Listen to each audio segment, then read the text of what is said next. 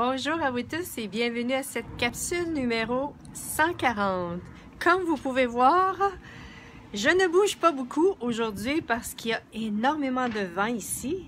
On me disait qu'à Vegas, lorsqu'il y a changement de saison, les vents sont présents. Je ne sais pas si c'est comme ça partout à travers le monde, mais c'est ainsi à Las Vegas. Aujourd'hui, et si le sujet d'aujourd'hui, et si vos points de vue dans votre rôle de parent en tant que parent, c'était justement votre point de vue qui vous faisait souffrir. J'ai reçu une demande d'une personne qui disait que voilà, sa situation, c'était que ses enfants lui ont été retirés. Elle s'est divorcée en 2005. Voilà, ses enfants lui ont été retirés. Et ils ont été élevés par leur papa. C'était le choix des enfants. Et depuis ce moment-là, bonjour Frédéric. Et depuis ce moment-là, le papa lui a toujours donné tort d'être parti. Et puis bien sûr, les enfants ont embarqué dans ceci. Et ce qu'elle expliquait dans les emails, c'était que vraiment, leur colère, la colère que ces enfants ont, leur distance, leur rejet et la culpabilité qu'ils rejettent sur moi sont très douloureux. Et cette absence de relation avec eux, parce qu'elle ne les voit pas souvent, lui crée beaucoup c'est très douloureux pour elle, c'est très souffrant. Et en lisant ceci, ce qui est venu pour moi, c'était quels sont les points de vue qui sont en place? Quels sont les points de vue qui créent la souffrance? Parce que ce qui crée la souffrance, ce sont toujours nos points de vue. C'est la journée où est-ce qu'on choisit de ne plus avoir aucun point de vue, que c'est là, ça ne nous touchera plus. Et c'est ce que j'invite cette personne, et peut-être vous aussi, pourquoi est-ce que j'ai choisi de la faire en session, en capsule, parce que je sais que ça vient toucher plein de gens. Dans notre rôle de parent, notre rôle, j'ai pas d'enfant, mais il y a des gens que parfois j'agis comme un parent. Un exemple, mon amie, sa petite chienne, est malade, et hier, elle m'expliquait qu'elle est allée chez le vétérinaire. Ensuite, c'était plus grave que ceci. Il fallait qu'elle aille à l'hôpital. J'avais pas de nouvelles, j'étais inquiète, puis je me suis dit, waouh, c'est comme si c'était mon bébé. Donc, on n'est pas obligé d'avoir des enfants pour jouer le rôle de parent. On peut vraiment... Et ça, voilà, c'est que j'ai pas d'enfants, mais j'ai quand même ce genre de dynamique relationnelle-là dans ma vie où est-ce que je peux m'inquiéter, où je peux justement vivre la souffrance en relation avec les autres. Et ce qui nous fait vivre la souffrance, ce sont toujours nos points de vue. Et je sais que ça demande beaucoup de courage que de regarder nos points de vue pour se défaire de ceci. On a souvent, souvent les gens ont agi dans la vie en manipulant les autres avec leurs émotions. Et là, c'est pas ce que je dis à la personne qui m'a écrit ceci, mais c'est ce qui monte en ce moment en général, c'est que les gens ont utilisé leurs émotions pour manipuler les autres. Ils ont utilisé leur tristesse, leur souffrance pour pouvoir manipuler les autres. Et est-ce que c'est ce que vous faites? Est-ce que c'est ce que vous tentez de créer dans votre vie? Est-ce que vous avez à un moment donné cru ou compris que c'est quand je souffre que les autres changent? C'est quand je leur montre comment je souffre que les autres changent. Et wow, cool! Et tout ce que ça fait remonter ceci! Allez-vous détruire et décréer foi du zillion. Right and wrong, good and bad, poke and pot, all nine shorts, boys and beyonds. Et on a été conditionnés dans cette réalité à ce que lorsqu'on est un parent, il faut agir d'une façon, ou la famille, les enfants doivent agir d'une certaine façon. Et en même temps, ce que j'ai le goût de dire à cette personne-là, est-ce que par hasard, tu es venu ici, dans cette vie-ci, pour justement te défaire de tous ces points de vue. De tous ces points de vue par rapport à à qu'est-ce que c'est que l'amour par rapport à l'affection, à l'affection avec les tiens. Est-ce que ça peut être, voilà, ça peut être tellement de choses. OK. Donc, c'est vraiment ici de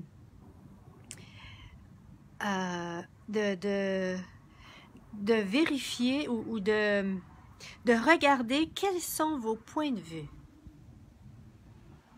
What if my point of view was a parent who made me suffer? Oh, thank you, Gersh. But the thing is in French. This is in French, so yeah. Well, it's about, yeah, okay. It's in French, so I just want to continue in French. Well, thank you so much for your question, though. But I will just answer by that. I will answer with this. Was it their intention to make you suffer? And if it's the case, that's an interesting point of view.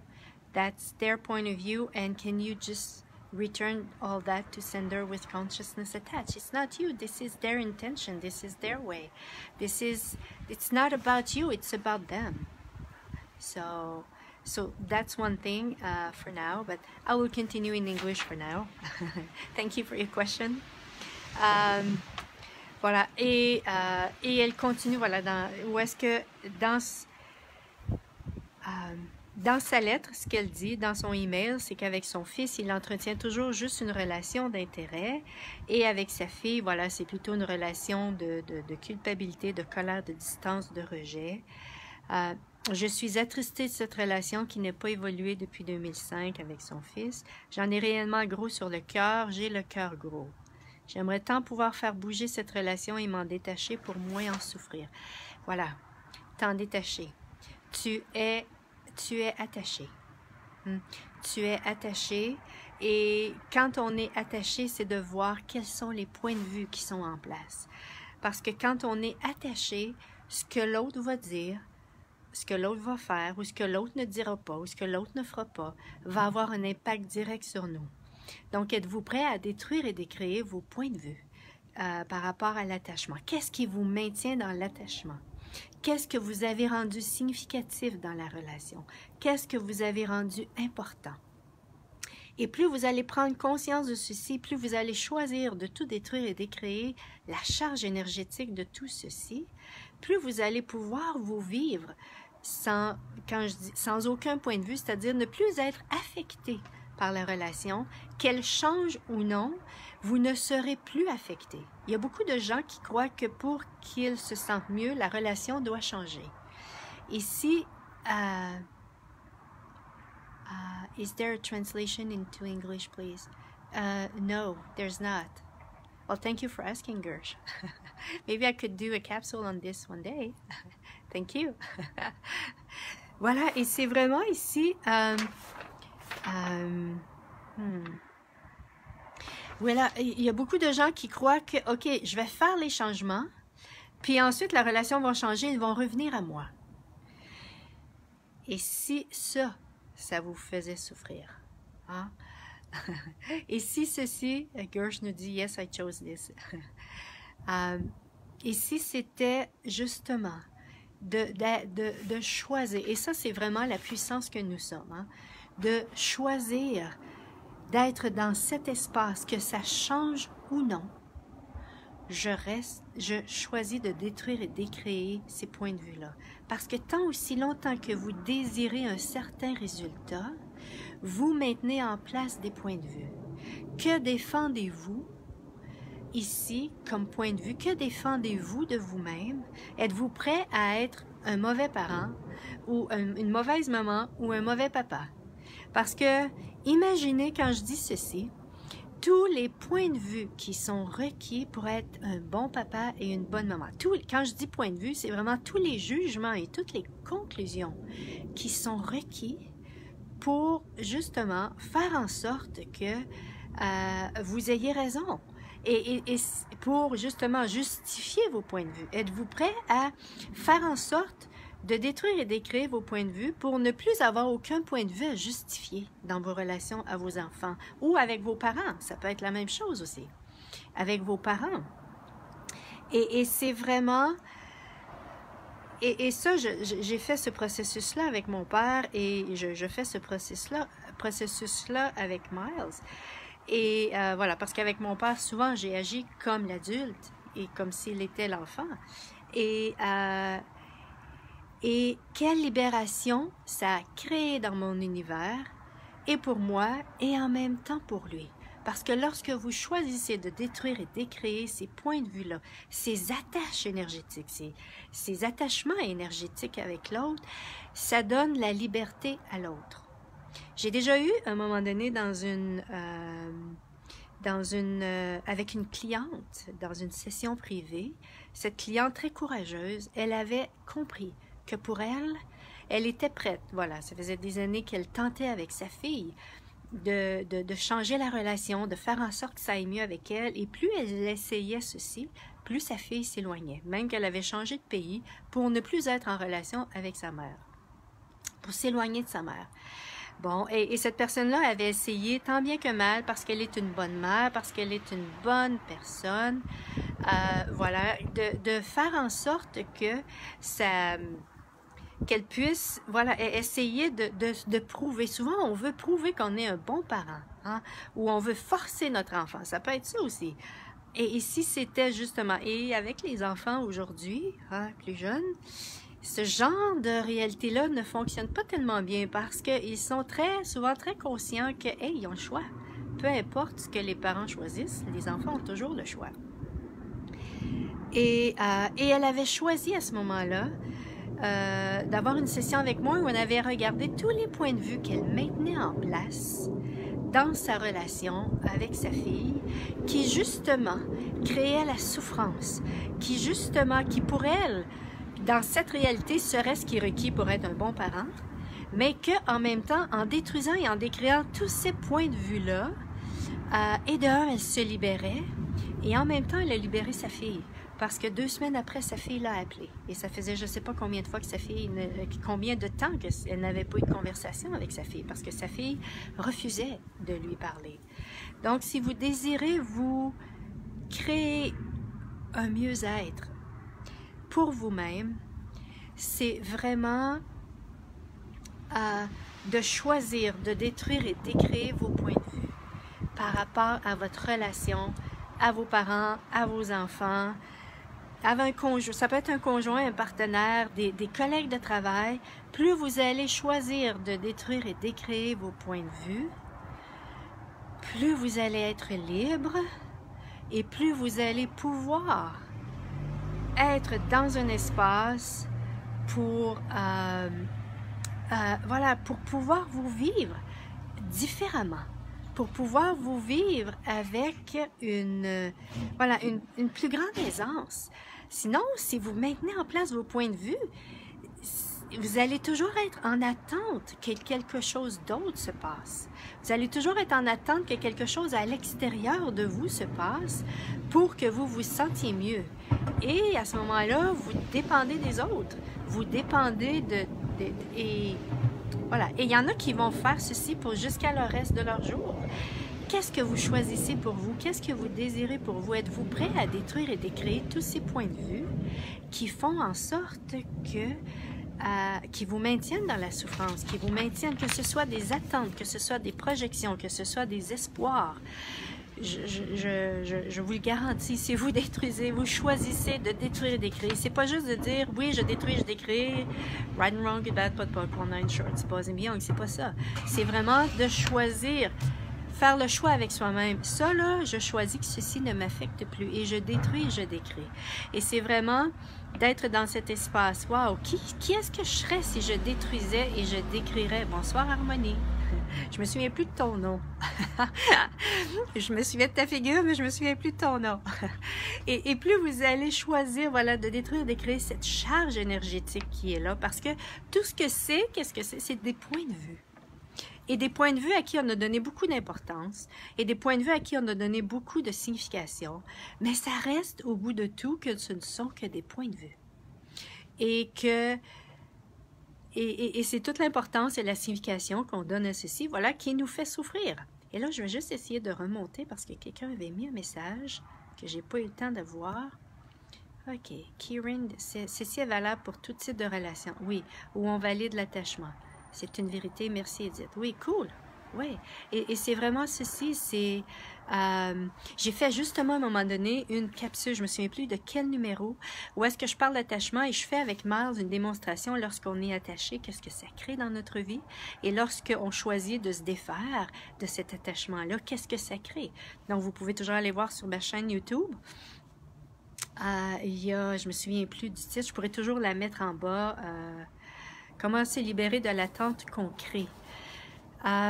Premièrement, c'est merveilleux que tu sois consciente, conscient ou consciente. Consciente, ça a l'air, voilà une photo de femme, de ton attente. Et cette attente-là, et si tu n'avais plus d'attente, que serait ta vie? Que serait ta vie par rapport à ceci? Et si tu choisissais de ne plus avoir d'attente, et je t'invite vraiment à voir, OK, dans cette attente-là, qu'est-ce que tu recherches? Qu'est-ce que tu désires recevoir? Ou est-ce qu'il y a quelque chose qui, à propos de ta valeur par rapport à toi-même? Hein, souvent, dans une attente, quand on veut quelque chose de l'autre, c'est pour, soit on croit qu'on va valoir quelque chose, et c'est pas, et je dis pas nécessairement que c'est ça pour toi, mais c'est ce qui monte en ce moment par rapport à ceci, c'est que quand on a une attente et que c'est difficile de se défaire de l'attente, est-ce que c'est le résultat qu'on désire ici, qu'on désire créer? Donc, c'est qui est difficile de laisser aller.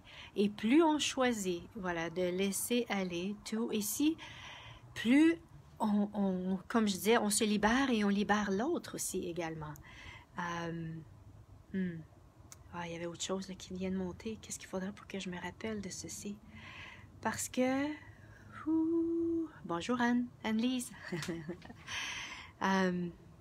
Oui, c'est vraiment ceci, dans vos relations aux gens, dans nos relations aux gens, ce qui nous crée des souffrances, c'est les points de vue qu'on met en place. Et parfois, vous êtes tellement conscient que vous allez peut-être percevoir l'intention de l'autre. Hein, comme, je me souviens, Gersh disait tantôt, c'est quand elle a perçu que l'autre, voilà, désirait lui faire du mal, lorsque les gens désirent vous faire du mal.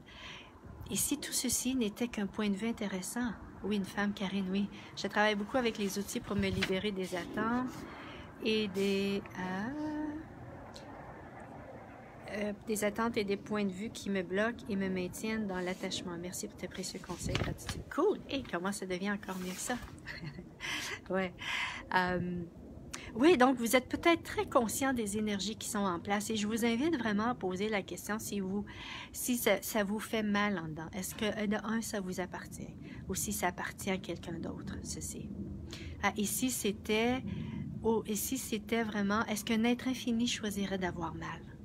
Est-ce qu'un être infini, et si ceci n'était qu'une... Donc, voilà. Et si un être infini choisirait d'avoir mal? Non, un être infini ne choisirait pas d'avoir mal. Et en même temps, je vous entends me dire, oui, mais c'est tellement présent. C'est tellement présent en moi, cette dynamique énergétique de souffrance. Qu'est-ce que je peux faire avec ça? Ben, ça peut être de vous poser la question, est-ce que ça vous appartient? Est-ce que, et si en posant la question, c'est léger, ça ouvre dans l'univers, c'est parce que c'est pas à vous. C'est vraiment pas à vous. Christiane nous dit, merci pour ces réponses, je suis là-dedans présentement, je décréais la relation et je vais ajouter les attentes et conclusions des projets. Oui, et projets, oui, cool. Et merci Christiane d'amener ceci, justement, à détruire et décréer la relation à l'autre, détruire et décréer les attachements, entre autres, avec la personne. Et si c'était aussi de détruire et décréer la relation que vous l'avez. Voilà, cool. Karine nous dit, j'attends quelque chose pour créer, mais je ne sais pas quoi. Peut-être le déluge.